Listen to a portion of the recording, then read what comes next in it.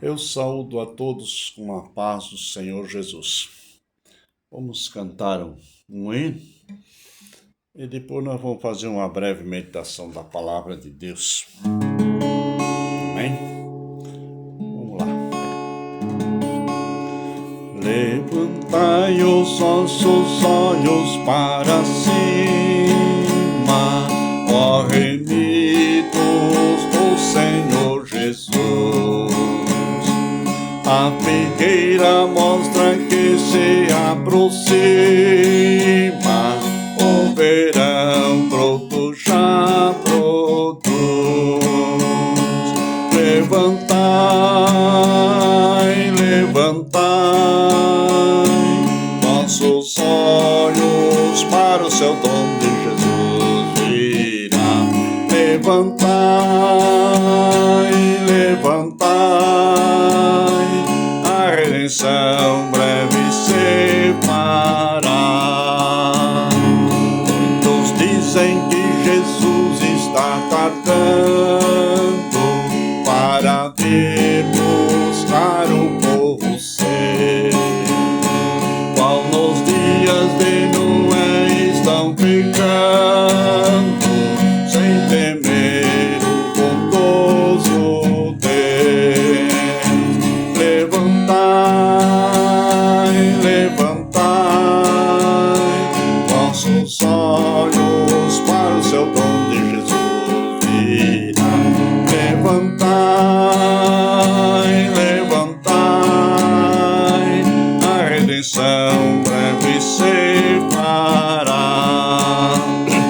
Muitos como Faraó estão dizendo: quem é o Senhor para nos ouvir?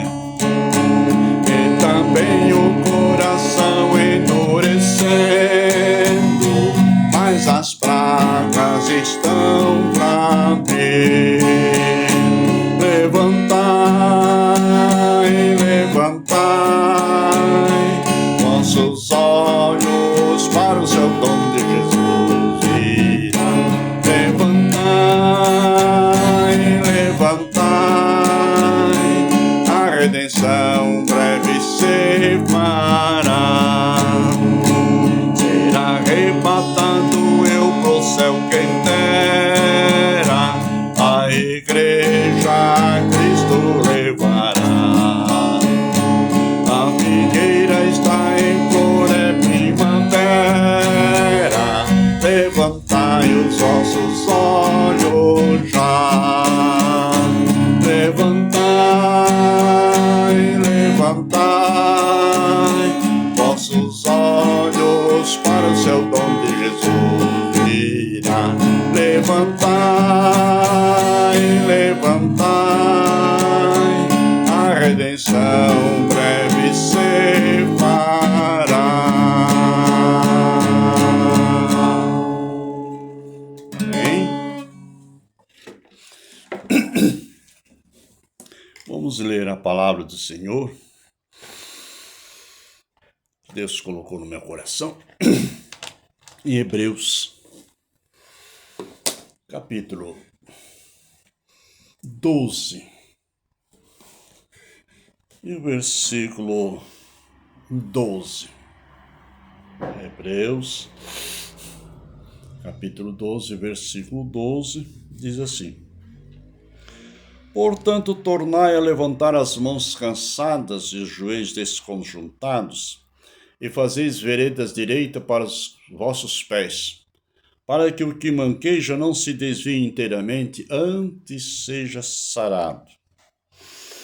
Segui a paz com todos e a santificação, sem a qual ninguém verá o Senhor.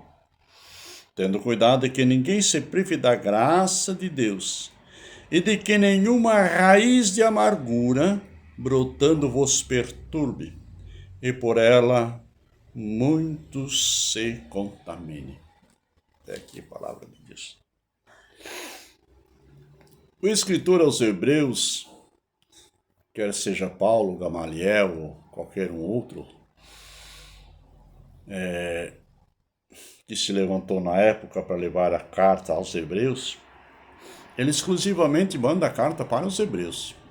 Os cristãos hebreus que se converteram ao Evangelho, mas estavam assim um pouco no rudimento da lei. Não vou falar sobre a lei e a graça, mas muitos dos hebreus tinham se desviado da fé, ou vou usar um termo melhor, tinham enfraquecido na fé. Estavam parados, porque olhavam para os seus líderes, que não correspondiam com as verdades da palavra de Deus. Nós sabemos que naquela época existiam os essênios, os herodianos,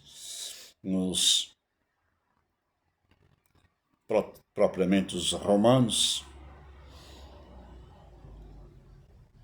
os judeus, os fariseus, os saduceus. Esses é que eram os guardiões do templo e que deveriam ser o exemplo e não davam exemplo. Presta atenção. E daí muitos, pela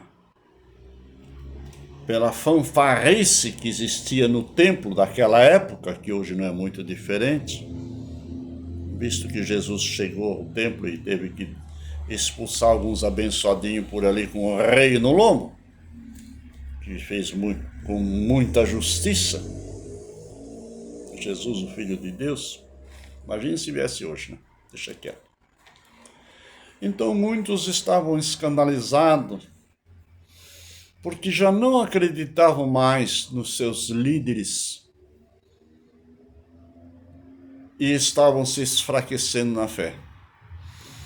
Mas se nós olharmos, irmãos, eu não vou fazer um relatório de Hebreus, do capítulo 1 até o capítulo 12, maneira nenhuma, não um estudo bíblico, uma meditação, uma reflexão da palavra. Se nós olharmos para o capítulo 11 de Hebreus, nós vamos encontrar aí a galeria dos heróis da fé. E ele traz desde de Abraão e veio trazendo, até chegar em Jesus Cristo. Apresentando a Jesus Cristo. E aí no capítulo 12, no versículo 1, ele diz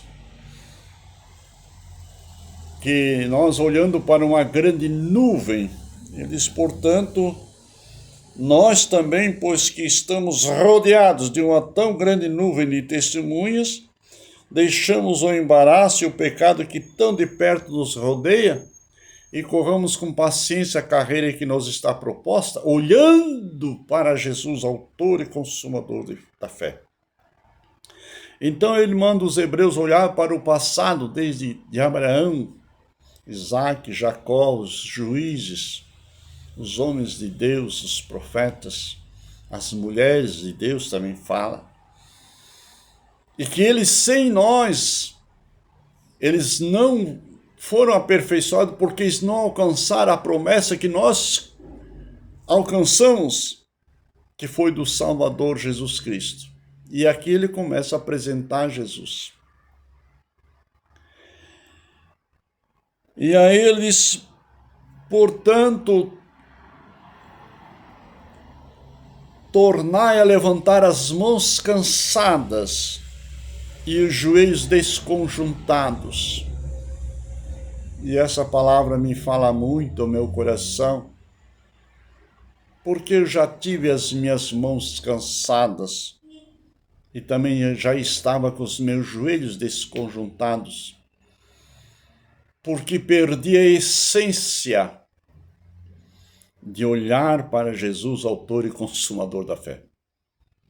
O que é autor e consumador da fé, irmão José? É ele que inicia a fé no teu coração e é ele que vai consumar até o final, a não ser que você se desvie da fé. Por quê? Porque lá no capítulo 42 de Isaías, se não me foge a mente,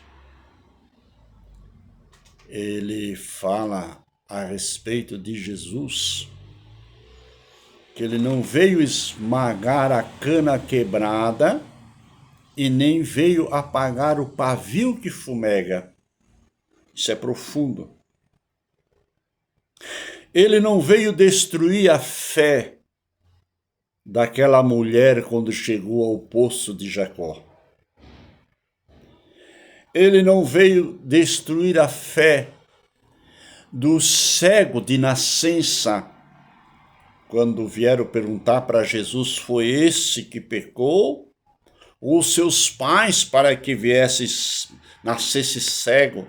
Os hipócritas, usando de um artifício para condenar ou o cego que nascera sem as suas vistas, ou os pais dele. Trouxeram uma mulher que foi apanhada em adultério, diziam eles, e agora devia ser apedrejada pela lei de Moisés. E agora o que Jesus ia dizer? Ou ele abolisse a lei de Moisés, que era a lei do apedrejamento, esse caso, ou ele ia liberar a mulher e ser apedrejado também. Capite? Jesus, usando a sabedoria que lhe era propícia, porque o espírito dele, sobre Jesus estava o espírito de sabedoria, de entendimento e de temor do Senhor, conforme está registrado no capítulo 11 de Isaías, sobre ele repousará o espírito de sabedoria. Ele diz: quem não tiver pecado, atire a primeira pedra. E agora, José? Todos deixaram Jesus. Todos abandonaram Jesus, inclusive a mulher. Ele olhou para a mulher: onde estão os teus acusadores? Porém, vai e não peques mais. Não deixou ela impune. Mas lhe deu uma sentença que era para o resto da vida. Vai, não peques mais. Em outras palavras, estou te dando uma segunda chance. Em outras palavras, não veio esmagar a cana quebrada e nem apagar o pavio que fumega. Deu para entender, cocadinha? A mulher no poço de Jacó, ele disse: vai e chama o teu marido. E ela disse: eu não tenho marido. Fizesse bem, porque o que tens ainda, esse agora ainda não é teu. Mas ele mostrou para a mulher a fonte d'água da vida. Se tu crê em mim, no teu interior rojará uma fonte que dará para a vida eterna. Não é essa água que seus pais vieram desde quando Jacó fez o poço e morreram, mas a água que o líder que falava do Espírito Santo e da graça de Deus jorrará no teu interior uma fonte que dará para a vida eterna. Eu quero sempre dessa água. Uma segunda chance. Não veio esmagar o pavio que fumega, nem apagar o pavio que fumega, nem esmagar a cana quebrada. Então, quando o escritor aos Hebreus diz: portanto, tornai a levantar as mãos cansadas e os joelhos desconjuntados, eu acho que eu vou falar só das mãos. Meu querido irmão, você que está meio fraco na fé, que usou as tuas mãos para trabalhar na obra de Deus, para visitar, mãos que acalentaram e muitas vezes tirou do seu próprio bolso, do seu próprio sustento, da sua própria folga, do seu próprio lazer, para abençoar a alguém que lhe foi ingrato e não retribuiu com aquilo que você fez, que virou as costas, que lhe traiu, que mais tarde lhe caluniou ou te ignorou, ou te deixou para uma segunda, terceira oportunidade. A mãe que criou seus filhos, o pai, com tanto carinho, com tanto amor, trouxe aos seus braços, amamentou, e depois, quando eram adolescentes, grandes, casaram, viraram as costas e desprezaram os pais. E muitas vezes, por crerem no Senhor Jesus, por abraçarem a fé, e agora eles se julgam capazes, e lhes abandonaram, e as suas mãos cansaram, os seus joelhos se desconjuntaram, não tem mais força para abraçar como abraçava antes. Uma vez eu perguntei para um padre, o padre Caetano, isso eu tinha 8 para 9 anos de idade, antes de fazer o chamado sacramento da Igreja Católica, que são 7 sacramentos, o Santo Crisma. Antes de fazer isso, eu fiz com 13 anos, depois quando ali naquela época comprei a Bíblia Sagrada, comecei a ler, nunca mais parei de ler. Mas eu perguntei para ele o que quer dizer a palavra irmão. Ele disse, é fácil? Eu não entendo o que é a palavra irmão. Eu tenho meu irmão, eu tenho a minha irmã. Mas no original, ele disse, é fácil. E me estendeu as mãos, assim. Cada vez que eu estendo as mãos, é irmãos. As duas mãos. Estender a mão, elevar as mãos.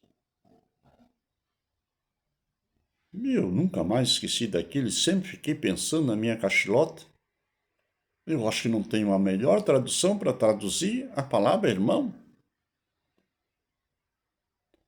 Deixa eu dizer uma coisa para você. Capítulo 15, versículo 16 de São João, do Evangelho de São João, Jesus fala aí sobre a videira e tal, e sobre os frutos, e vai indo. Mas lá no versículo 16 diz assim, não foi vós que escolheste a mim, mas eu vos escolhi a vós e vos nomeei, para que vades e deis fruto, e o vosso fruto permaneça, a fim de que tudo quanto pedirdes ao Pai em meu nome, ele vô-lo conceda. E meu mandamento é esse, ele disse, amai-vos uns aos outros. Mas deixa eu voltar um pouquinho para trás. Não fois vós que escolheste a mim, mas eu escolhi a vós. Então, meu irmão, você e eu somos escolhidos do Senhor. E quando nós nos cansemos de fazer o bem, aí temos que pedir misericórdia dele. Não fois vós que escolheste a mim, mas eu vos escolhi a vós e vos nomeei para quê? Para quê mesmo? Para quê? Para que vades e deis fruto, e o vosso fruto permaneça. Aqui eu vou parar um pouquinho. Para que vades e deis fruto. Muitas e muitas vezes já ocorreu comigo, e eu creio que já tenha ocorrido com você, nós estamos em plena época da frutificação. Aí eu me lembro do Salmo de número 128, quando fala da família, fala da esposa como planta de videira, a roda da sua casa, que a videira dá fruto uma vez por ano, como a mulher também engravida, né, e dá seu fruto e tal. Deixa essa parte de lado. E os seus filhos como planta de oliveira à roda da sua mesa. Aí dá fruto na estação inteira. A oliveira é podada para que dê mais fruta, aquelas coisas eram todas. Só que tem muitas vezes, nós estamos em plena época, dando frutos e frutos. Mas tem aqueles abençoadinhos que vem e pega delicadamente 2, 3 frutos para saciar o seu paladar ou a sua fome. Mas tem aqueles que se penduram no galho e arrancam o galho inteiro. Daí pega os frutos bons e os verdes que ainda estão para deixa lá de pendurado e o galho foi lascado e não se aproveita mais, porque a seiva deixou de passar. São os oportunistas. E aí a árvore geme, a árvore chora. Mas deixa eu ir um pouquinho mais além. Pergunto para você, meu irmão. A árvore frutífera dá fruto para si ou dá fruto para os outros? Aí eis a questão. Quando eu aprendi esse ensinamento, pela misericórdia de Deus, eu sempre tive forças para me levantar a minha cabeça, as minhas mãos novamente e os meus joelhos desconjuntados. Talvez eu esteja pregando para alguém que foi machucado dessa maneira, ferido. Traz uma tristeza junto ao teu coração. E você, como árvore plantada junto a ribeiros d'água, cujas folhas não caem e dá o seu fruto na estação própria, como está no Salmo de número 1, deixou de dar os seus frutos. Deixou de ser produtivo. E disse: chega, Senhor, me cansei. Vou me resguardar um pouco. Mas o Senhor, pela sua misericórdia, esta noite, ou este dia, ou esta tarde, vem ao teu encontro, ainda dizer que você ainda é um escolhido, um eleito, um nomeado, para que continues dando fruto. Moisés estava numa tremenda luta contra os amalequitas, se não me foge a mente. Se fosse amalequita ou midianita ou qualquer ita que existia na época ali, não importa, eram inimigos. E ele mandou os soldados para o campo e foi para o monte orar. E diz a Bíblia que ele estava com as mãos estendidas aos céus, orando, intercedendo. E quando as suas mãos cansavam, o povo de Israel ia perdendo, ia perdendo, ia perdendo. E Josué e Calebe observaram aquilo, que quando as mãos de Moisés estavam cansando, o povo ia perdendo, o inimigo ia prevalecendo. Ainda que nós temos a promessa de Jesus Cristo que as portas do inferno não prevalecerão contra ela, mas as nossas mãos precisam estar estendidas. E eles correram, eu creio que um olhou para o outro, os dois observaram, não sei, e foram lá e sentaram ao lado de Moisés, sobre uma pedra, e erguiam as duas mãos de Moisés. Quanto mais erguiam, Israel ganhou a guerra. Mãos que outrora trabalhava na igreja, era zelador, era cantor. Todo serviço exige as tuas duas mãos, os teus dois joelhos, os teus dois pés. Agora estão desconjuntados, quer dizer, parados, feridos, machucados. Mas essa noite a palavra de Deus chega até você. Não fois vós que escolheste, mas Ele te escolheu. Ele nos escolheu e nos nomeou para que nós vamos e demos fruto. Jesus foi ferido na cruz do Calvário com uma lança. Cuspiram em seu rosto, colocaram a coroa de espinho em sua fronte. Parece que foram dissecando, dizendo: olha, esse aí, botaram uma placa, esse aí o rei dos judeus, morto numa cruz. mas ao terceiro dia ele ressuscitou. Está à destra do trono de Deus, intercedendo por mim e por você. Mandou o Espírito Santo para nos consolar. Talvez nós chegamos ao trono da graça e não sabemos pedir como convém, mas o Espírito Santo, o mesmo Espírito, intercede por nós com gemidos inexprimíveis, porque conhece, sabe a intenção da alma e do Espírito. E é Ele que, segundo Deus, intercede pelos santos, o Espírito Santo. Então peça a Deus a misericórdia e volte a praticar as primeiras obras, para que Deus lhes conceda graça, força, sabedoria, unção e a revelação do Espírito Santo para permanecer fazendo a obra do Senhor todos os dias até a volta de Jesus, porque Ele virá e dará aos seus servos o seu galardão segundo as suas obras. Mordomo fiel, servo fiel, fosse fiel no pouco, no muito te colocarei. Deus abençoe em nome de Jesus, para a glória de Deus Pai.